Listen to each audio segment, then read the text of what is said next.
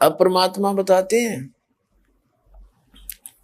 परमात्मा के इस ज्ञान को आधार बनाकर आप इस भक्ति रूपी सफर पर आगे बढ़ पाओगे। नहीं तो काल कहीं भी आपके साथ धोखा करके आपको डगमग कर देगा। इसलिए सत्संग का सुनना, रह रह कर सत्संग के अंदर आना, ये अनिवार्य है। और भक्ति बराबर करता रहे, नियम में रहे। और वो जो प्राणी आज कहता है मैं भक्ति भी कर रहा हूं और फिर भी दुखी, तो उसके पाप कर्मों का ढेर लग रहा है, वो सारा नाश होने लग रहा है। उसको परमात्मा खत्म करने लग रहा है। आपके धीरे धीरे रेवना धीरे सब कुछ हो, और माली सींचे सोगड़ा तो समय आए फल हो। जैसे एक आम का पौधा लगाते हैं और उसको सिंचाई करते हैं, सिंचाई करते करते और 10-12 वर्ष लग जाते हैं, और फिर देखा एक बार बड़े उस पौधे को एक बार होने दे, पेड़ होने दो, उसको करते रहो पूजा, सिंचाई करते रहो उसकी। फिर देखना कितना फल लगेंगे, खुद भी खा लोगे, रिश्तेदारों का भी पहुंचा दोगे, और पड़ोसी भी तोड़ ले जाएंगे, तो भी खत्म नहीं होंगे। तो ये भक्ति रूपी पौधा, आम का पौधा, यानी वास्तविक सत भक्ति आपको इब प्राप्त हुई है। आपने ये पौधा बोया है, अब इसकी सिंचाई करने लगो, मर्यादा में रहो, इसकी बाड़ बनाओ। यानी बाड़ इस ज्ञान से बनेगी। भक्ति का पौधे का नाश कौन करता? को नकली व्यक्ति आके कह दे ये भी कोई मंत्र हुए, ये तो काल के नाम है, ये कोई बात इन अज्ञानियों की। ये जो मंत्र आपको प्रथम मंत्र दिया जाता है, ये कबीर साहब ने ये 5 मंत्र 68 करवाए थे। धर्मदास जी से कहा था कि इसे आगे ना बताना, ना सतनाम बताना और ना ये सार नाम जिक्र करना, नहीं तो काल के दूतों का हाथ लग जाएंगे और ये आगे ये नाम सार्वजनिक हो जाने से हम फिर गिनता नहीं बता पाओगे। तो धर्मदास जी की 5वीं पीढ़ी तक ये 5 नाम आए थे। कौन कौन से? जो आप जी को प्रथम मंत्र में दिए जाते हैं, और करने नो दीदार महल में प्यारा है, जिसकी प्रथम कमलों के साथ इनका वर्णन किया है। और परमेश्वर सीधे आकर मिले थे आदरणीय गरीबदास साहिब जी को, सचखंड सतलोक लेकर गए थे, उनको वापस छोड़ा था। परमात्मा प्राप्त उस ज्ञान को, आंखों देखे ज्ञान को गरीबदास जी ने यही वर्णन किया है। ब्रह्म वेदी जो एक भक्ति का अंग है, जो आपको नित्य नियम के अंदर पाठ करने को दिया जाता है, उसमें स्पष्ट किया हुआ है कि मूल कमल में गणेश वासा, रक्त वर्ण जा जानिए, किलियम जाप कुलीन तत्शब्द शब्द हमारा मानिए। स्वाद चक्र ब्रह्मादि वासा, जहां सावत्री ब्रह्मा रहे, ओम जाप जप्या कर हंसा, ज्ञान योग सतगुरु कहे। यह उसमें कंप्लीट क्लियर कर रखा है, ये नाम जाप कर रहे। और परमेश्वर ने कहा था कि गरीबदास का जो पंथा होगा, उस गरीबदास जी के द्वारा मैं अपने कंप्लीट कोर्स पुनः प्रकट करवाऊंगा। और गरीबदास जी की वाणी में ये सारे नो के कंप्लीट मंत्र लिखा हुआ है, ये कंप्लीट एज इट इज। और वो 2 मंत्र सतनाम और सारनाम अलग है। तो कहने का भाव ये भक्ति रूपी पौधे से बाढ़ हट जाएगी तो कोई तोड़ देगा उसने। तो इस ज्ञान की बाढ़ बना के रखना, यानी किसी की बातों में मत आना। तो 5वीं पीढ़ी में परमात्मा के आदेश अनुसार धर्मदास जी की 5वीं पीढ़ी तक ये 5 नाम आए थे, जो आपको प्रथम मंत्र में बीच बीच के दिए जाते हैं, प्रथम और लास्ट छोड़ के। लेकिन 6ठी पीढ़ी में आकर किसी ने उस महंत जी से बार बार किसी ने डिस्कस कर दिया कि ये तो नाम है इन देवताओं की, तुम जाप करते हो, बात करते हो सतलोक की, तो उसने वो नाम बदल दिए। कबीर सागर में एक महिमा है इन 5 नाम और सतनाम और सार नाम की, वह शुरू कर दी। जैसे दवाई खानी छोड़ दी और ये शुरू कर दी, खा ले रे दवाई काम आवेगी, खा ले रे दवाई रोग कट जाएगा। वो गाना गाना शुरू कर दिया, वो एक पूरा शब्द बना लिखा हुआ वो देने लग गया, जो आज तक वही चल रहा है। तो इसलिए ये भक्ति की बाढ़ जो है, इस ज्ञान की बाढ़ बना के आपने आगे बढ़ना है, किसी की बातों में नहीं आना, इस ज्ञान से ही आपको राहत मिलेगी। तो कहने का भाव ये है कि हम जिस प्रसंग पर फिर आते हैं, अब क्या बताते हैं परमात्मा कि जो व्यक्ति भक्ति कर रहा है और फिर भी दुखी है, उसके लिए परमात्मा कहते हैं कि कबीरा सब जग निर्धना, धनवंता ना कोय, धनवंता सो जानियो, जिस पर राम नाम धन होए।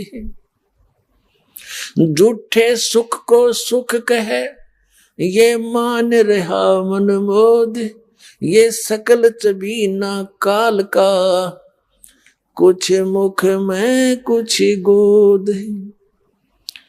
तुम इस झूठे सुख को सुख मान रहे हो और कहते हैं ये तो काल की व्यवस्था है सारी, अब सबको प्रसन्न कर रखा है, माचे फिरे सारे दिन। और पहले नो पूछे ऊपर की कमाई कितनी है, जब छोरी ब्याहूंगा तनख्वाह कितनी है, 10,000 रुपये, ऊपर की 20,000, तो ठीक है, रास्ता पक्का। ऊपर की नहीं है तो कि मैं ना बात बनी, कोई बात हुई, ये कोई आधार बनाए न बच्चों की संस्कार जोड़ने का, जो जहर गणा खाओ न को उसका भी बेटी ब्याहेंगे, इसके देख उसको दाखना भी ना चाहिए, वो तो उसको तो जहर देने की जरूरत नहीं पड़ेगी, अपने परिवार को लास्ट में देख लेना। जो ऐसी बकवादें करते हैं, परमात्मा को आधार बनाकर जीना आप सीखोगे जब बात बनेगी। बच्ची ने भी, बेटी ने भी, बेटे ने भी भगवान से जोड़ दे, और वो मंत्र, वो कनेक्शन दास उस परमात्मा के सच्चे दरबार का एक लाइनमैन समझ लो, बिजली वाले का फोरमैन समझ लो, कनेक्शन जोड़ दिया इस पृथ्वी पर, और दूसरा नहीं किस ब्रह्मांड के अंदर इस दास के अतिरिक्त जिसको मालिक ने ये कनेक्शन जोड़ने के आदेश दे रखे हो, और जिससे आदेश उससे जुड़वाना पड़ेगा। नकली तब किकर का लटका बांध के तारी जोड़े बैठे हैं, कितने मूर्ख बना रहे आपको। तो अपने बेटे को और बेटी को, सभी भाई बहन भतीजों को, माता और पिता को, जिस जैसे भी सती थी जिसको ज्ञान हो जा, सबको इस मालिक से जोड़ देना चाहिए, और फिर देखना आपके घर में कितना सुख होगा।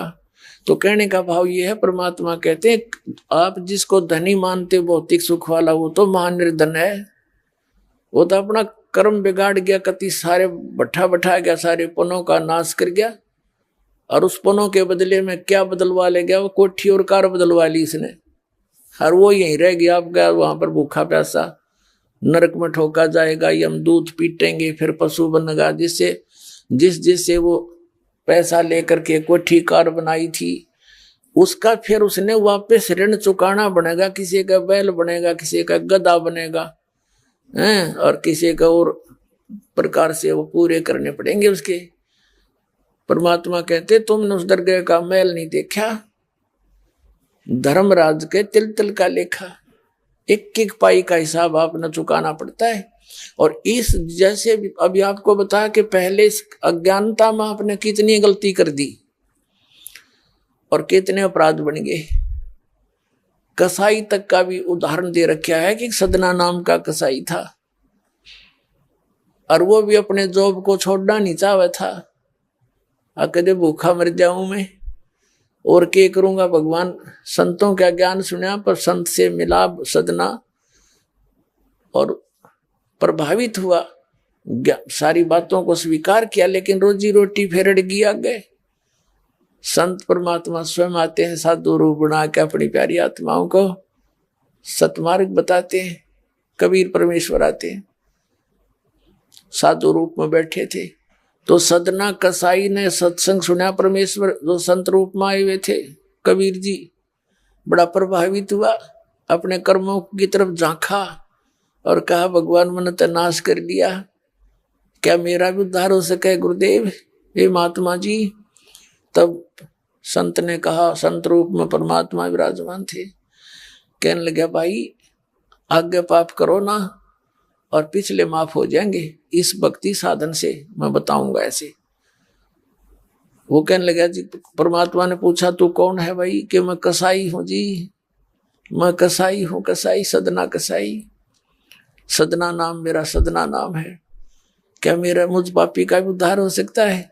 परमात्मा ने कहा भाई होगा, कति हो जाएगा, पर बेटा आगे ना करिए। कहने लगा जी क्यों कर बात बनेगी, और तो कोई साधन नहीं रोजी रोटी का। परमात्मा संत जी ने कहा, परमात्मा संत रूप में बैठे थे, बेटा पेट में भगवान ने पाला तू, जब कौन रोटी लेकर जाया करता तेरी, कौन पहुंचाता था? और माँ के गर्भ से बाहर आते ही माँ के सतन में दूध दे दिया, उससे पहले दूध नहीं था, तो क्या अब वो तेरी संभाल नहीं करेगा? लेकिन ये तो एक हमने औपचारिकता सी बातें लगती हैं, क्योंकि हम दूसरे रंग में रंगे हुए। कहने लगा जी मेरा तो काम ना चले, बालक भूखे मर जाएंगे, मेरा तो और कोई काम नहीं, मैं तो नौकर हूं कसाई का, और मन्ना तो ये काम करना पड़ेगा। तो परमात्मा ने सोची भाई ये तो सारे बांध रखे काल ने। कहा, परमात्मा ने कहा बेटा इसने छोड़ दे तू। तो सदना कसाई कहने लगा महाराज जी कोकर छोड़ो, भूखे मर जाएंगे, बालक नाम लेना चाहे उठे नहीं, मेरा उद्धार कर दे गुरुदेव, उद्धार कर दे, मैं तो कति नरक में गया। परमात्मा बोले भाई नो दोनों बात क्यों करोगी मेरे? फिर परमेश्वर ने सोचा चल भाई अच्छा कसूती है इसकी, तो बहुत जबरदस्त इच्छा भगवान में। तो मालिक ने कहा ठीक है बेटा तू नो करिए, एक अपना लिमिट बना ले कि इससे ज्यादा नहीं बकरे काटेगा, जितनी तू ज्यादा से ज्यादा बना ले, पर रही है वचन पे। अब सदना बोला जी ठीक है। उसने सोचा रोज के 5-4 काटने पड़े हैं, हम बेईमान से हैं। कहने लगा अब जी 100 तो ज्यादा नहीं काटूंगा डेली। परमात्मा बोले अच्छा भाई जाते, ठीक है बेटा देख रही है वचन पे, अकजी पक्का हूं मैं वचन का। चला गया। अब क्या हुआ कि उस शहर में राजा की लड़की का ब्याह हो गया, बारात आ गई, और उसमें बकरे दारू चल रहे, मुसलमान बादशाह था, मतलब मांस तो आम खाते हैं, दारू शराब तो नहीं होगी खैर।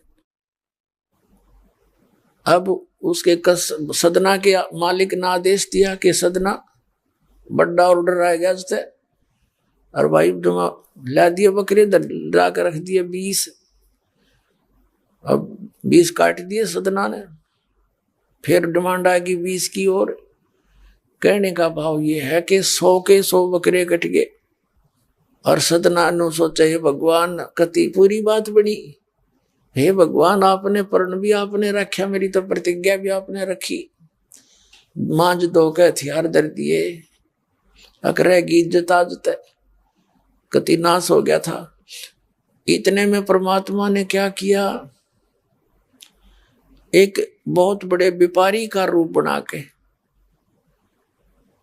पहुंच गया सदना के मालिक के पास, और कहा भाई मैंने ऐसे ऐसे कांटेक्ट करना, एग्रीमेंट करना तेरे से, रोज के 20, 30, 50 बकरे चाहिएंगे, और मैं ऐसे आगे सप्लाई किया करता हूं। तो बड़ा खुश हो गया वो सदना का मालिक कसाई, कहने लगा भाई ठीक है। और वो बोला जी बाकी एग्रीमेंट कराएंगे सवेरे, तो मैं थक रहा हूं, भूख लग रही है कि मैं खाना खिलाओ और बढ़िया बढ़िया स्वस्थ बकरे का मांस बनवाना। अब कसाई ने आदर किया नौकर के, सदना इधर आ। अब वो सदन कसाई आ गया, हाँ जी कि एक बकरा काट फटाफट, और बड़ा व्यापारी आया है, बड़ा एग्रीमेंट हो गया है, होगा बड़ी बढ़िया अच्छा। और भोजन तैयार करा, भेज रसोई में। अब सदना के तात पर फूल गए, क्या वह बात बिगड़ गई भाई, तो ना बड़ी बात, आज तो प्रतिज्ञा भंग होगी।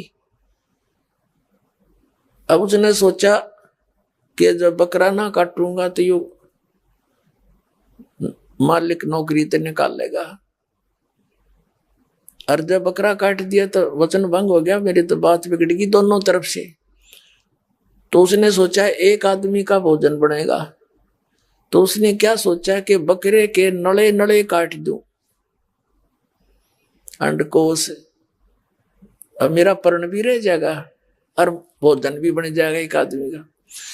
हथियार उठाया और बकरे के वो नड़े काटने चाहे, बकरा बुलवा दिया परमात्मा ने बोला सदना और देख भाई मर्यादा ना तोड़े, ना जाने कितनी बार तो तू बकरा बन लिया और मैं बना कसाई, और देखियो मैंने तेरे गल काटे हैं, तेरे को ऐसे नहीं काटा जैसे तू काटने जा रहा है।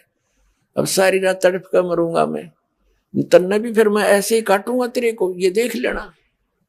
अब बकरा किस सदना किसके बकरे काट रहा था, हाथ मत कर छूट गई, कप्पा खड़ा खड़ा बकरा बोले ना कटर बैठ गया रोवे।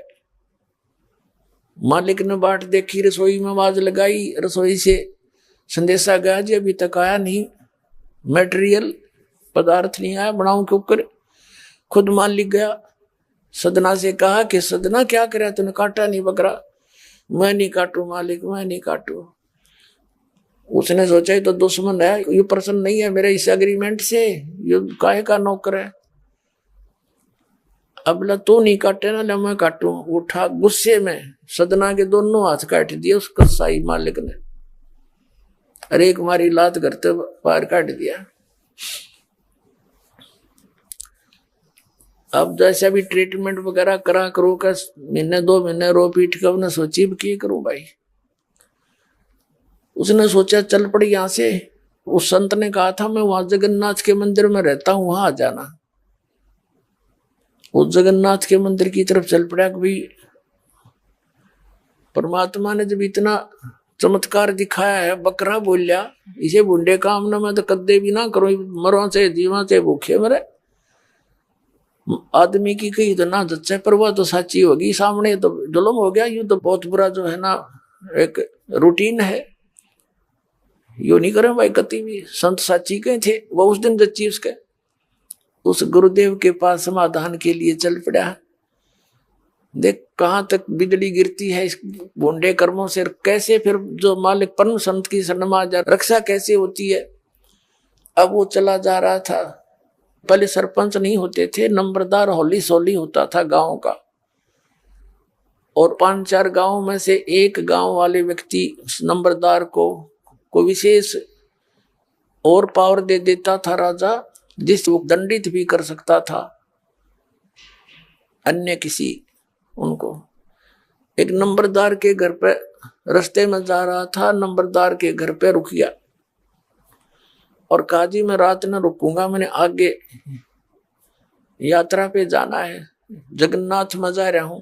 तो पहले धार्मिक वैसे तो आम व्यक्ति की बहुत इज्जत करता थे, अतिथि की। नंबरदार ने सदना को रोक लिया, रुक जा भाई, भाई रोटी खाइए, अलग से व्यवस्था कर दी, खाना खुना खा ठाठ तरह। अब क्या हुआ कि उस नंबरदार की पत्नी जो थी वो बैड कैरेक्टर थी, उसने सदना के साथ दुर्व्यवहार करने की चेष्टा की। वो रोने लग गया, माई मैं तो महा दुखी व्यक्ति हूँ, रात काटनी है, काटने दे तो काट दे ना, मैं भी चला जाऊंगा। तो उसने फिर शोर मचा दिया, अपनी बेइज्जती समझ के लोग इकट्ठे हो गए, अक्यों मेरी इज्जत का गाक बने था, पकड़ लिया और वहीं उस शहर के अंदर, साथ में ही शहर था, वहां ले गए। राजा था, वहां का नवाब था, उसके सामने उसको पेश किया गया, उसको सजा सुना दी कि इसको मीनार में चिन दो, भुगत कर मरे। इसको कितना नंबरदार ने इसको इज्जत से रखा और इसने धोखा किया, उसी के साथ पत्नी के साथ दुर्व्यवहार करने की चेष्टा की। और उसकी पत्नी ने गवाही दे दी, जी मेरे ऐसे ऐसे सतन पकड़ दिए इसने। अब मीनार के अंदर खड़ा करके मीनार चढ़वा दिया, बंद कर दिया। अकाप मर जाएगा, चिल्ला चिल्ला के रो पीट के।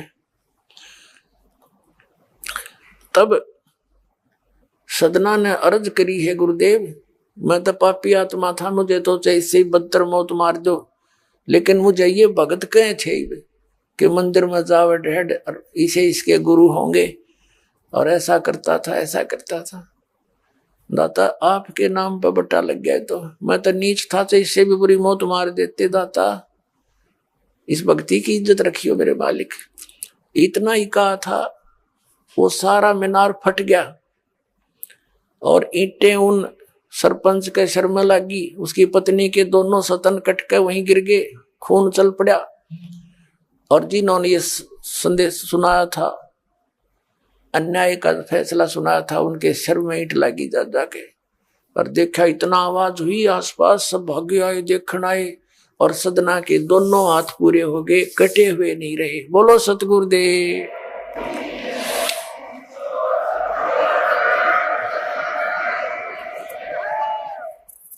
तो कहने का भाव ये पुण्यात्माओं, हम मर्यादा इतनी भारा मान रहे हैं जो भगवान के मार्ग पर चलने वाली, और उनसे ही लाभ होगा।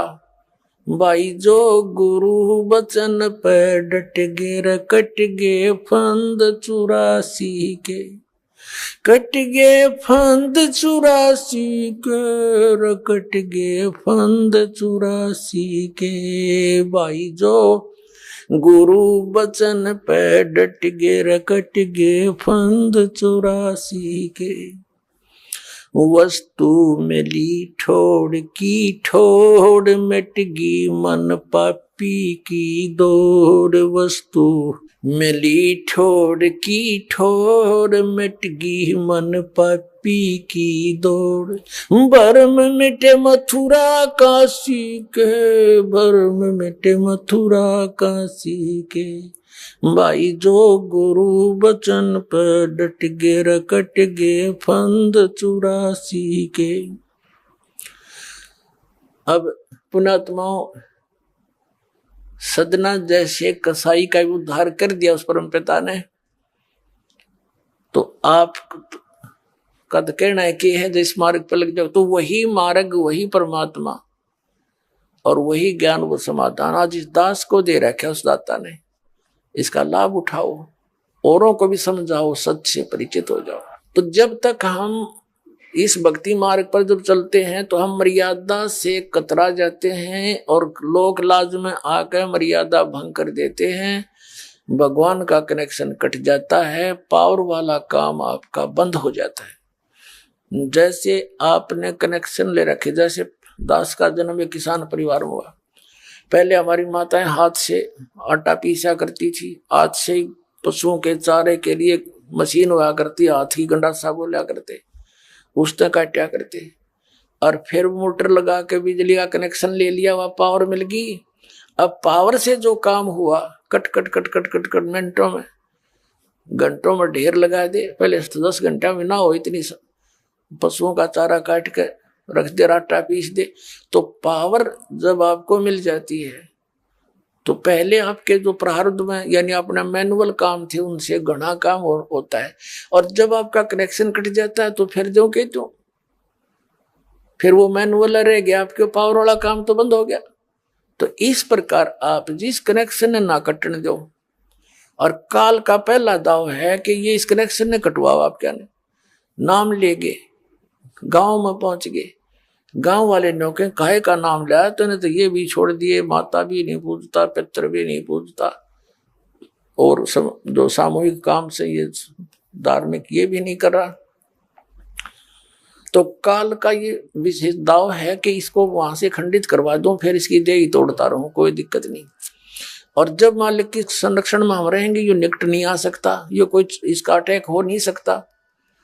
तो इस काल ने ऐसी मर्यादाएं फंसवा दी, हमारे चारों तरफ फैला दी और जकड़ रखा नो कति प्राणी को बुरी तरह। लेकिन विश्वास रखना इस मालिक के ऊपर, नाम लेकर संघर्ष शुरू करो। वही बात है, जब कोई आपका कुल के लोग, आप उनको समझाने की चेष्टा करो, भाई ये बात है, ये ज्ञान है, मेरे समझ में आ गया, और इसमें कोई त्रुटि है तो आप गहराई से देखो। आपको त्रुटि लगे तो मुझे बताओ, मैं त्याग दूंगा, न तुम आप भी लगो इस मार्ग को ग्रहण करो। तो वो नहीं मानते हैं, तो आप जी ने भी उनकी बातों को नहीं मानना है। इतनी सी बात है। जैसे एक चुटकुला है, एक टीचर था, अध्यापक बच्चे बैठा था और बच्चे वहीं उसकी क्लास में कोई शरारत कर रहा था, कोई कूद रहा था, कोई उछल रहा था। एक व्यक्ति ने जाके कहा कि मास्टर जी ये बच्चे आपसे नहीं डरते, काहे का टीचर है? तो टीचर बोला मैं क्या डर रहा हूं इनते, मैं भी ना डरता इनते। तो अब जब वो हमारे नहीं मानते तो हम भी नहीं मानना उनकी। तो इस मार्ग पर चलने के लिए आपने इस मर्यादा को दृढ़ रखना पड़ेगा। कबीर साहब कहते हैं जब लग हंसा हमरी आना और काल लगे नी तेरा बाना। जब तक ये हंस ये पुण्यात्मा हमारी आन में मर्यादा में रहेगी तब तक काल तेरा अटैक नहीं हो सकता किसी भी प्रकार का। तो इसने पता है इस बात का, तो ये सबसे पहले उस मर्यादा को भंग करवाता है। और इस भक्ति मार्ग में ये मर्यादा ऐसी समझ लो जैसी ये लक्ष्मण रेखा थी। इसको जरा सी ना समझा, जो दास वचन बोल रहा है इसको जरा सा ना समझना, बहुत गहराई से और बड़ी सख्ती से इसका पालन करना। जैसे सीता जी को कहा गया था कि ये एक रेखा खींच दी है, इससे बाहर ना जाना, तब तक आप पर यहाँ कोई भी जंगली जानवर या कोई लुटेरा बकवादी व्यक्ति आपकी हानि नहीं कर सकता। और वो तो चले गए दोनों भाई, जिस खोज में वो भेजे थे उसने सीता जी ने। रावण आ गया एक साधु रूप बना के आटा मांगने के लिए, भिक्षा लेने के लिए। रावण जब निकट आया रेखा के, उसको देखा कि इसमें बहुत जबरदस्त लपट निकली और तेरा मार डालेगी। वो 10 कदम पीछे गया, आवाज लगाई कि भाई भोजन दो, भिक्षा दे, ये क्या कर रखा तुमने जंतर मंतर में, तो हानि होगी होती मुझे। और तो उसने कहा कि भिक्षा ले जा महाराज। यहाँ के रावण निकट आया तो उसमें लपटा निकली, एकदम 10 कदम पीछे गया। कहा माई भिक्षा देनी है तो बाहर आकर दे, नहीं तो ये कर दूंगा वो कर दूंगा। अब सीता जी ने सोचा साधु संत है और क्या फर्क पड़ा है, अभी एक मुट्ठी आटा डाल लाती हूं। अब वो बाहर निकली, रेखा पार करके चलेगी आटा डालने के लिए।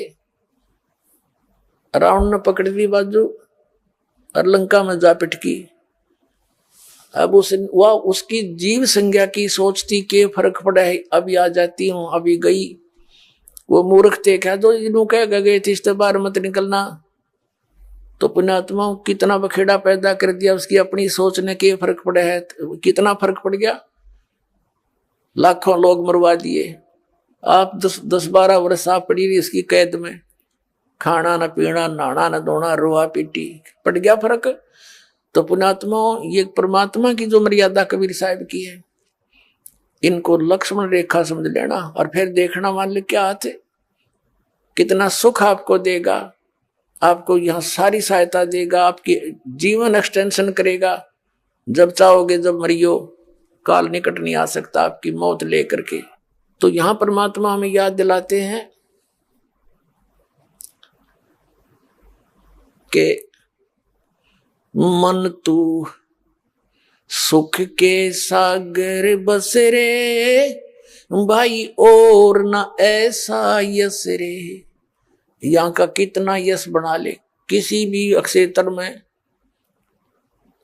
तू यहाँ कितना प्रभु पाक ले, और सत साधना ना करके ये और डले ढोके अन्य साधनाएं काल सतर्की करके ये ऋषि मैं ऋषि आज तक प्रभुता के पात्र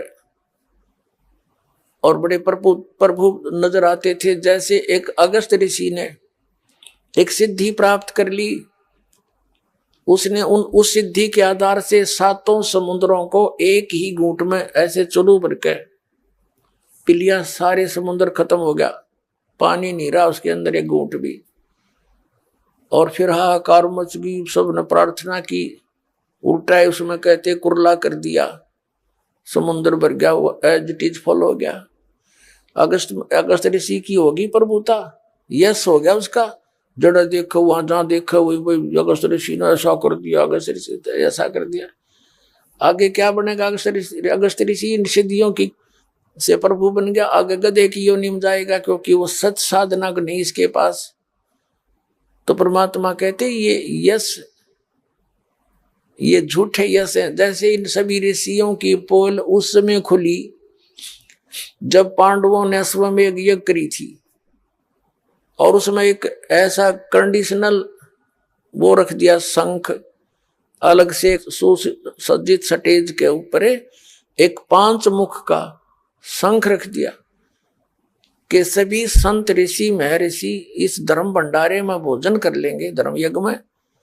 तो जो परम संत साधु होगा इन जीवने वालों में, तो ये शंख अपने आप बोल लेगा।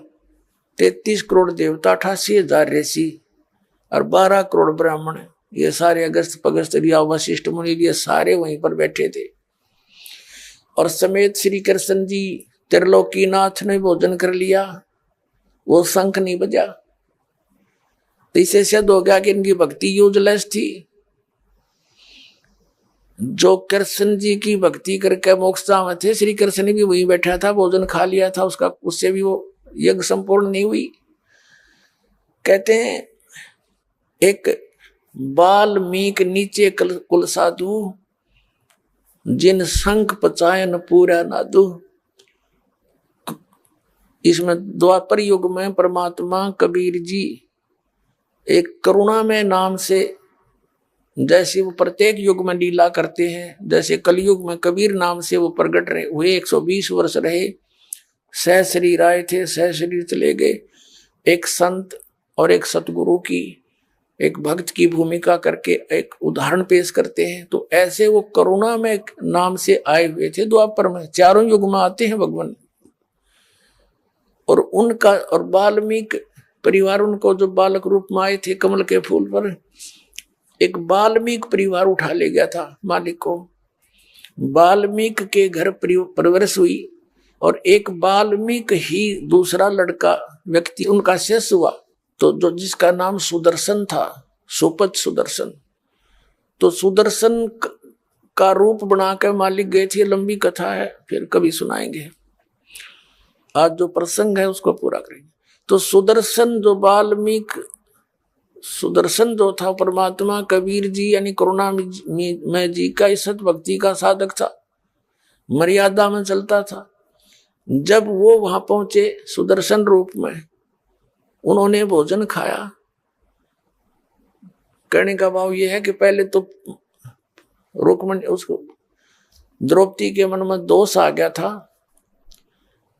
कि ये काहे का संत है, एक जंगली सा व्यक्ति, इससे क्या हमारा ये यज्ञ पूर्ण होगा, इस ऐसे मंडलेश्वर यहाँ बैठे हैं। फिर दूसरे उसने भोजन बना के रखा द्रौपदी ने सुदर्शन जी के सामने, अलग अलग खीर, खांड, पकौड़ी, कचौरी, नारी नारी, दही बड़े सारे बनाकर अलग अलग थाली में रखे। सुदर्शन जी ने क्या सोचा कि आज तक ये मन नारे नारे स्वाद करके बकवाद करेगा, कल फिर डिमांड करेगा मेरे से कि उसे फिर खाऊंगा। तो उन्होंने क्या किया, थोड़ा थोड़ा आइटम जितना खाना था सभी कटोरियों में से थाली में डाल लिया। हलवा भी, खीर भी, दाल भी, कचौड़ी भी, पकौड़ी भी थोड़ी थोड़ी लेकर के अन्नों खिचड़ी बना ली। अब द्रौपदी ने सोचा था कि मैंने ऐसा भोजन बना के दिया है, ये जंगल में रहने वाला महात्मा खावेगा और मेरे गुण गावेगा, उंगली चाटता रह जाएगा। जब उसने देखा इसने तो सारा काम बिगाड़ दिया, 1 घंटे माथा मेरा आंखें फुड़वाई धूमे पर, इसने क्या कराया यो, तो उसके मन में यो दोष हो रह गया था, जिस कारण से जितना भोजन थाली में रखा था उस सुदर्शन जी ने 5 ग्रासों में खा लिया और 5 बार ही शंख बोला। आगे शंख नहीं बोला। तब युधिष्ठिर जी ने कहा कि भगवान होगी बात, बनगी बात, शंख बोल गया। तब श्री कृष्ण जी ने कहा नहीं, शंख तो लगातार बोलना चाहिए था, ये रुकना नहीं चाहिए था घंटों तक, तब बात बनेगी। तब श्री कृष्ण जी से युधिष्ठिर जी ने कहा था कि हे भगवान और किसको लाओगे, अब कौन है। तब श्री कृष्ण जी ने कहा था इस वाल्मीकि के बाल समना ही तीनों लोक, ये इतना भक्ति युक्त है ये सुदर्शन, ये वाल्मीकि, इसके एक बाल के बराबर भी ये तीन लोक नहीं है। कोई त्रुटि अपने ही घर पे है युधिष्ठिर, कोई मनमत दोष किसी प्राणी का है। श्री कृष्ण जी को मालूम था कि द्रौपदी नाक से कोड़े थी जब वो रोटी खावा था। द्रौपदी बुलाई और पूछा बहन साची बताना, आपने क्या सोचा जब महापुरुष जी ने खाना खाया, इसके बिना तो यज्ञ पूर्ण नहीं हो सकता, और तूने के समझ रखा ये कोई छोटी बात ना समझे। क्योंकि वहां उस समय वो परमात्मा स्वयं विराजमान थे, पूर्ण ब्रह्म जो करुणा में नाम से प्रकट थे, कबीर जी सुदर्शन रूप में, और श्री कृष्ण को आभास हो रहा था कि ये आम व्यक्ति नहीं है। तब कह रहा था कि सुदर्शन कोई छोटी बात ना समझो इसको, क्योंकि आभास उसी को होता है जिसमें कोई अंदर वस्तु होती है आध्यात्मिक। श्री कृष्ण जी पुण्यकर्मी प्राणी थे, तभी तो तीन लोक के प्रभु बने हुए हैं, तो वही महसूस कर सके कि ये आम व्यक्ति नहीं है।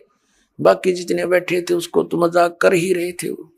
अब ये कथा बतानी पड़ेगी इसलिए आवश्यक थी यहाँ पर। तो द्रौपदी ने कहा भगवान मेरे से गलती बन गई, मैंने बहुत गलत सोच लिया कि मैंने 1 घंटे तक धूमे में आंख पड़वाई और नहरे नहरे आइटम बना के रखे कि महाराज जी प्रसन्न होंगे भोजन खा के, और इसने ऐसा काम कर दिया, सभी एक कर लिया। तो मुझे दुख हुआ इस बात का, और मन में ये दोष आ गया कि ये काहे का शंख बजा होगा, शूद्र का शूद्र ही रहा, इसने खान का भी ना पता, मनीषा बढ़िया भोजन दिया, इसने कदे खाया भी ना होगा, देखा भी ना होगा। तब श्री कृष्ण कहने लगे कि द्रौपदी यह भीतरी कमजोरी है, तने ये सोच लिया कि इस महापुरुष को मनीषा भोजन खिला दिया, ये तो तुम्हें खिला रहे भोजन, इसने तो एहसान कर दिया तेरे ऊपर, तेरे घर का टूक तोड़ लिया कि ये तेरा तो उद्धार करने आए थे, और तू क्या बकवास सोच बैठी। अपने आत्मा द्रौपदी बोली जी गलती बढ़ गई है कि माफी मांगे, और चरण धोकर पीस के सद समेत रेत के पैरों के देख पाप और इकट्ठा कर लिया। संत के बारे में ऐसी गलत सोच रखना भी पाप के भागी होते हैं।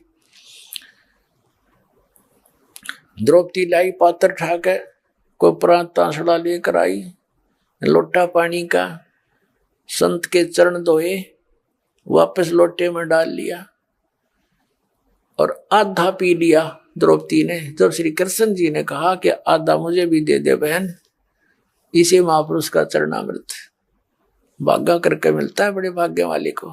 आधा श्री कृष्ण ने पिया। तब कहते वो शंख बजा था और पूरी पृथ्वी पर आवाज गई थी और सब वातावरण बदल गया था पूरी पृथ्वी का। सब वृक्षों पर बाहर आ गई थी, फूल खिल गए थे। तब उनके वो 3 ताप कट्टे थे जो कबीर भगवान से, तुम कौन राम का जपते जापम ताते कटे ना तुम्हारे 3 तापम। तो वहां कहते हैं और ज्ञानो माया के पूता, ये जितने बैठे थे ये सर्व रिद्धि सिद्धि के पुजारी थे, जितने 33 करोड़ देवता, 88,000 ऋषि, 12 करोड़ ब्राह्मण, कहते हैं 12 कोट वेद के वक्ता और 105 का शंख बजा रहे। तो कहने का भाव यह कि ये परमात्मा जो कह रहे हैं कि मन तू सुख के सागर बस रे भाई, और ना ऐसा ही असरे। अब ये सुख के बने बैठे थे जो महात्मा, जैसे दुर्वासा जी ने सिद्धि प्राप्त कर रखी थी और सिद्धि प्राप्त करके प्रभु पा क्या पड़ा था। एक दिन अम्बरीश राजा के दरबार में जाकर सिद्धि प्रयोग कर दी। उस भगत के ऊपर उसकी सिद्धि काम ना करके उल्टा उसके ऊपर असर कर गई। तीनों लोक में धक्के खाता फिरे। अंत में सुदर्शन जी वहीं पर अम्बरीश राजा के चरणों में आकर उसने मत्था टेका, तब उसका छुटकारा हुआ। तो कहने का भाव ये है पुण्यात्माओं कि जब तक हम सत भक्ति नहीं करते तो ये महिमा यूजलेस है यहाँ की। जैसे राजा अम्बरीश की इस बात से महिमा होगी कि दुर्वासा ऋषि ने उसके सामने हार मान ली, तो अम्बरीश की महिमा होगी। वही राजा अम्बरीश उस जन्म में सतयुग के अंदर बहुत बड़ा पुण्यकर्मी प्राणी था, बहुत अपनी प्रजा को प्यार से रखता था, धर्म करता था, बहुत अच्छी सती थी, उसके शासन में रहती थी, और अपनी भक्ति और पुण्यों के कारण वो विष्णु लोक में चला गया, स्वर्ग में। अपने वहां पुण्यों का नाश करके फिर त्रेता युग में वही आत्मा राजा जनक बने। राजा जनक की महिमा होगी कि सुखदेव नाम के एक ब्रह्मचारी ऋषि ब्राह्मण ने उस ऋषि से यानी राजा जनक से उपदेश लिया। जब उसका छुटकारा हुआ, 3 लोक में फिर लिया था, उसको कोई गुरु नहीं मिला, ऐसा कोई संत नहीं था। तो अब राजा जनक की यह महिमा होगी कि सुखदेव जैसे ऋषि ने भी राजा होते हुए जनक की इतनी भक्ति थी कि उसको नाक रगड़ा और उसका शेष हुआ। राजा जनक जा रहा था, जब शरीर पूरा हुआ, अपनात्माओं हर एक चीज पर भिन्नता आपको महसूस होगी कि राजा जनक काल की भक्ति करता था और फिर भी विमान में बैठ कर जा रहा था। एक तो विमान ले जा कसाई के यहाँ पर, और एक विमान ले जाएगा सतलोक में। तो राजा जनक विमान में बैठकर जा रहा था, उस यहाँ की भक्ति की हुई। तो रास्ते में एक नरक था जिसमें 12 करोड़ प्राणी अपने पापों का दंड वहां भोग रहे थे, हाहाकार मची थी, चिल्ला रहे थे।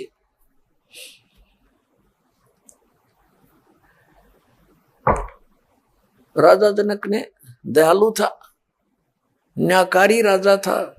राजा जनक ने कहा कि विमान रोको, चालको, और पता करो ये चिल्लाने की आवाज किसकी है, क्या कारण है।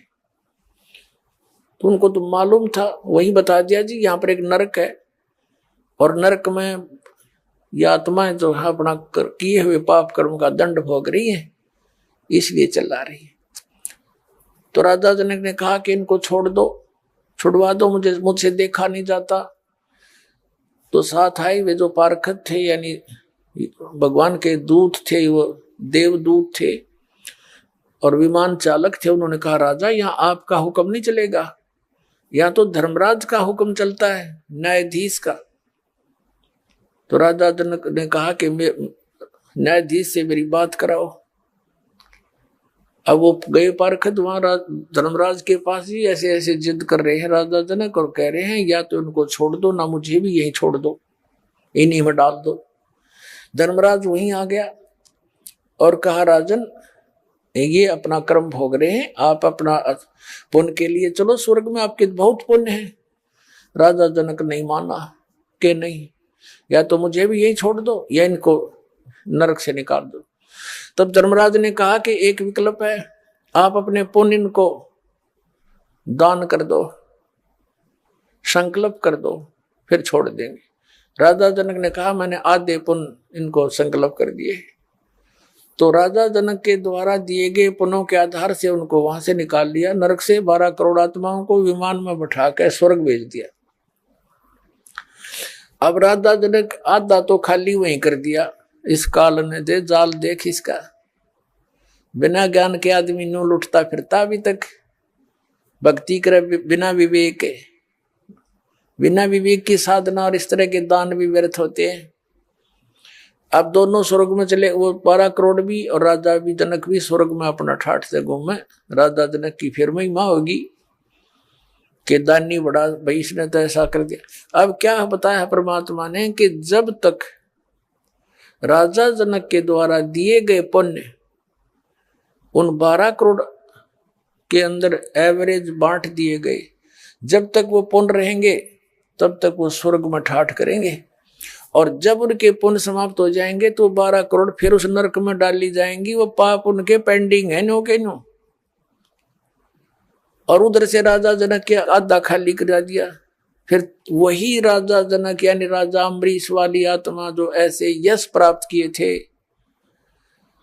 अब कलयुग के अंदर वो श्री नानक देव जी बने।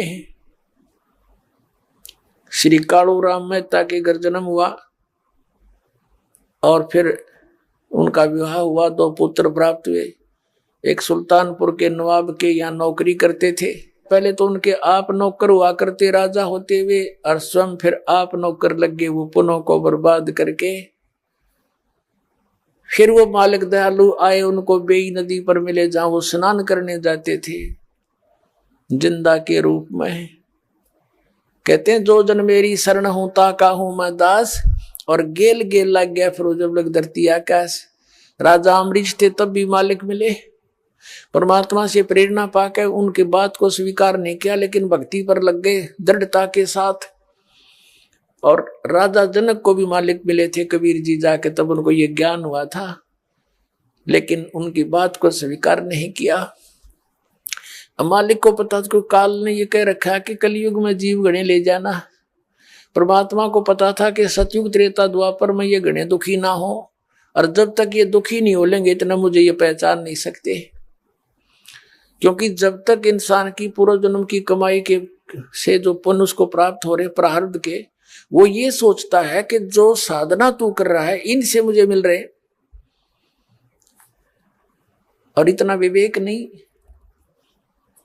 कि ये साधना तो जैसे ये दास पहले हनुमान पुजारी था, हनुमान जी की पूजा करता था, मंगलवार का व्रत रखता था, सालासर माथा टेकन जाया करता था।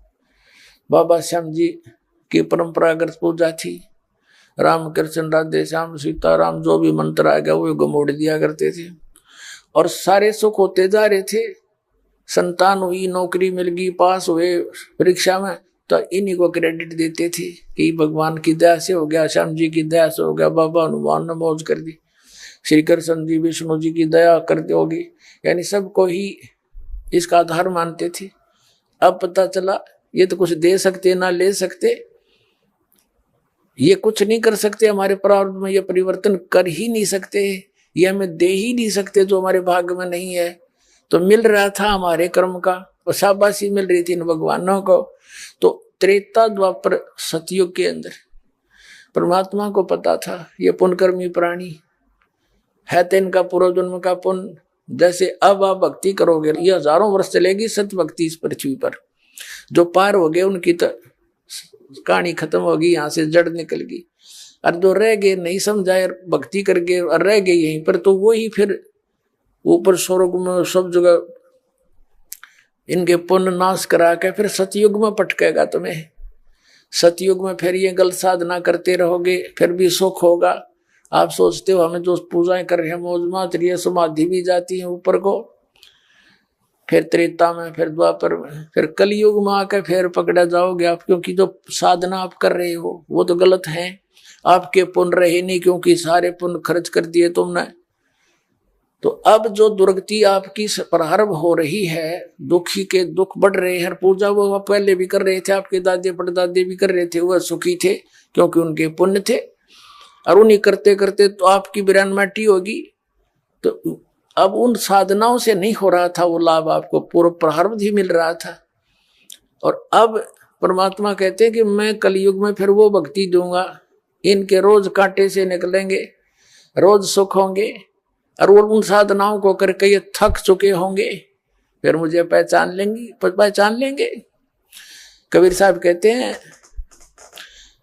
पर्वत पर्वत में फिरा और कारण अपने राम, राम जैसे संत मिले जिन सारे सब काम। तो कहने का भाव ये है दास का कि अब जो आप साधना कर रहे हो, आपको मर्यादा में रह के साधना करने से वो लाभ मिलेगा आप सोच भी नहीं सकते, कि तो सुना भी नहीं होगा। फिर आप पिछाड़ में आ जाएगी कौन है भगवान, वो कबीर परमात्मा है। अब जो प्रसंग चल रहा है कि राजा अम्बरीश सतयुग त्रेता द्वापर में महिमा के पात्र बढ़े, और अंत में फिर क्या बने, नानक जी बन गए। आप मजदूर लगे, आप नौकर लगे। तो फिर मालिक आकर मिले, जो जन मेरी शरण है ताका हूं मैं दास, गेल गेल लाग्या फिरूं जब तक धरती आकाश। आप आज के नहीं हो जो शरण मांगे। ये करोड़ों की संख्या में ये नकली संत बहकाए बैठे।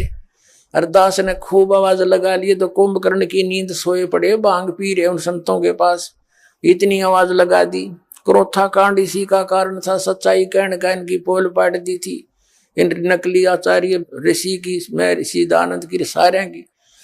तुम्हारे लिए परमात्मा के बच्चे हो, जागो किसी तरह हैं। और वो उड़ा फंसे पड़े, नो सोचा इतना आवाज लगा के भी ना जाग रे। तो कहने का भाव ये है कि सतयुग त्रेता द्वापर में अब जो ये परमात्मा ने कलयुग में आकर जो मुहिम चलाई है ये पूर्व निर्धारित थी। और आप वो पुण्यकर्मी प्राणी हैं जो आपकी शरण में आगे अब अरिया बात समझ में आगी। और जितने लेट आवेंगे ना उतने रोया करेंगे, अरे ऊपर न मुंह करके आप देख लेना, आपके सामने दिखा दूंगा। क्योंकि वहां भक्ति है नहीं तो आपके साथ वो भगवान उसी पिछले जन्मों से लगा हुआ है। जैसे नानक साहब जी की आत्मा अम्बरीश राजा थे, वहां मिले उनको जाके, पर मालिक की बात तो स्वीकार नहीं करी, लेकिन प्रेरणा भक्ति की होगी। नाराज पाके कौन भक्ति करे।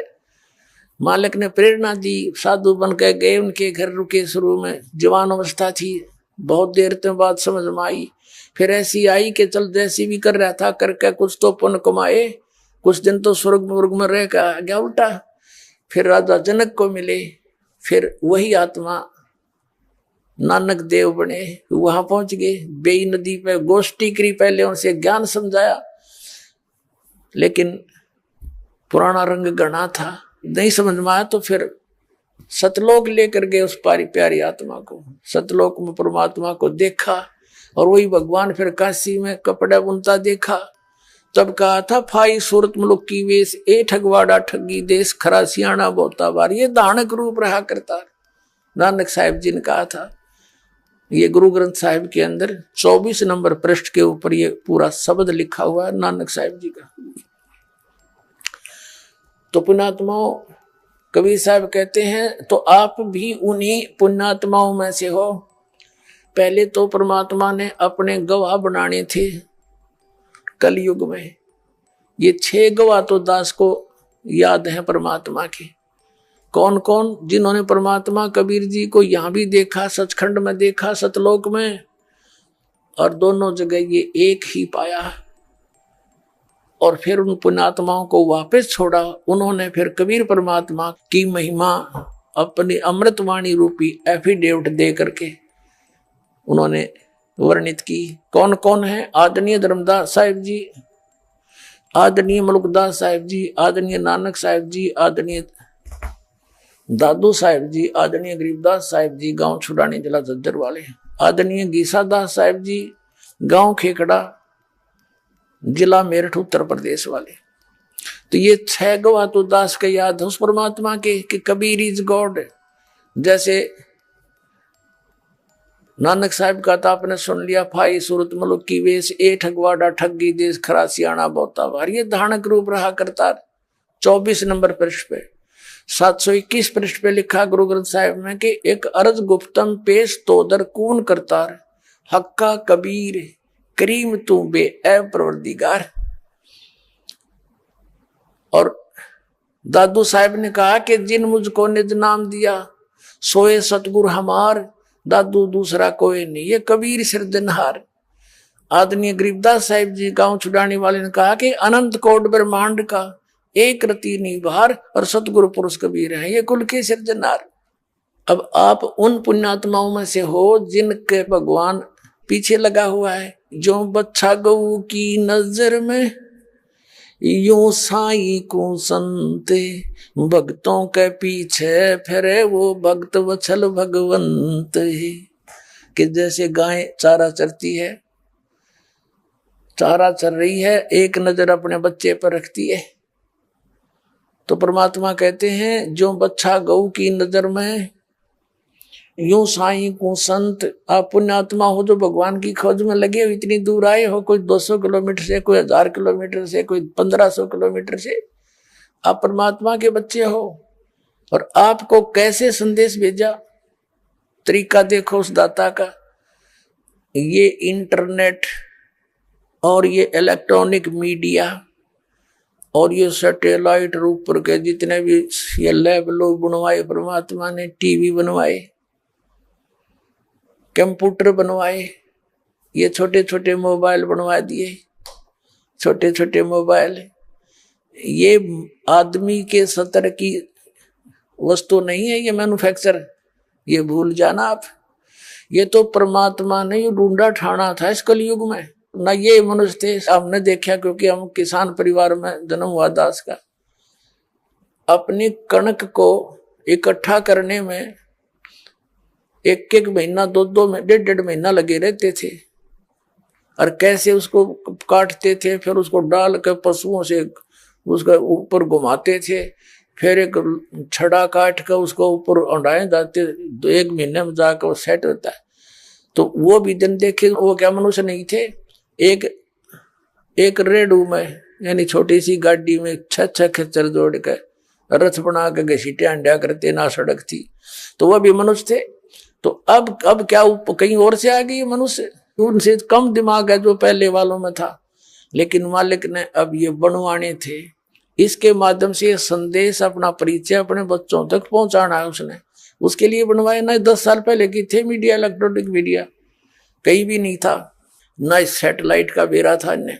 तो अब ये 5500 जो वर्ष कलयुग के दाता ने कहा है, ये वो चल रहा है 5500 वर्ष वाला। जब कलयुग बीत जाएगा, जब ये सारा विश्व है भगवान को पहचानेगा और इस सच्चे नाम का जाप करा करेगा, सबकी ये बुराई छूट जाएंगी। ये जहर कोई नहीं खाओगा रिश्वत का, जो आधा हाकार माचरी